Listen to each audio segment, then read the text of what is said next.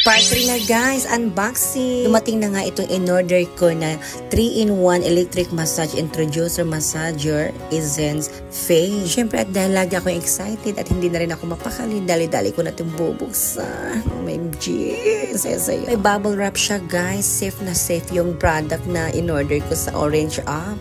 Diba? Nahirapan tuloy ako magbukas. At medyo nahirapan ako magbukas ng product na in-order ko na galing pa sa Orange app. Bakit nga ba ako umorder nito? Siyempre dahil kailangan natin mas maganda pa tayo in the future. At umaasa pa rin ako na magkaroon ako ng boyfriend dahil sa pagbili ng product na ito.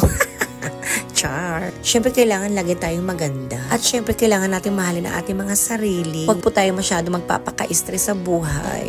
Dahil ang problema, laging may solusyon. Nawiwili na ata akong kaka-order ng mga product na galing sa Orange, Ay, medyo nahirapan talaga ako magbukas nito. Ang dami-dami nakabalot. Ayan, malapit ko na ipakita sa inyo, guys. Ayan.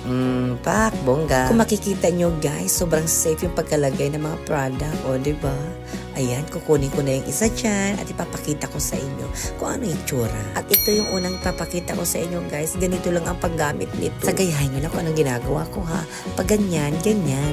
Joke lang. Siyempre, 3 klase po yung electric massage natin. Kinakailangan ko itong tanggalin at ikabit pa yung iba. Ayan, kukunin ko na yung isa bago ko ikabit. Medyo nahirapan nga ako dito kasi hindi ko alam kung paano gamitin dahil bago pa lang naman to sa paningin ko. Diba? Ang hirap tanggalin. Iikutin lang pala tapos tanggalin. Bago po ipasok, kailangan sakto po yung pagpasok niya para hindi po kayo mahirapan. Ayan, o diba? Nakabit na. Para po dyan sa gilid. Ayan, para sa cheek. Para gumanda po ang ating cheek at maghugis bigas. Napakadali lang talaga niyang gamitin. Napakasimpleng gamit lang po siya para sa ating mukha. Siyempre, kailangan ko nang tanggalin at papakita ko po sa inyo yung isa, yung panghuli. Ang hirap niya talagang tanggalin, pero okay lang. Basta kaya ko lang tanggalin. Ayan, ipasok mo na. Ipasok mo na. Ayan. Medyo nahirapan niya ako magkabit niyan, pero sige lang. Kapag may tiyaga, may nilaga. Ayan, nakabit ko na nga. At yan lang po ang paggamit niyan sa baba ng cheek. Ayan.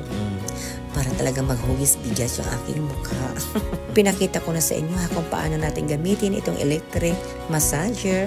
Diba? Sobrang dali lang po niyang gamitin pero kailangan gamitan niyo po ito ng battery. Nasa comment section po ang link. Don't forget to follow and thank you.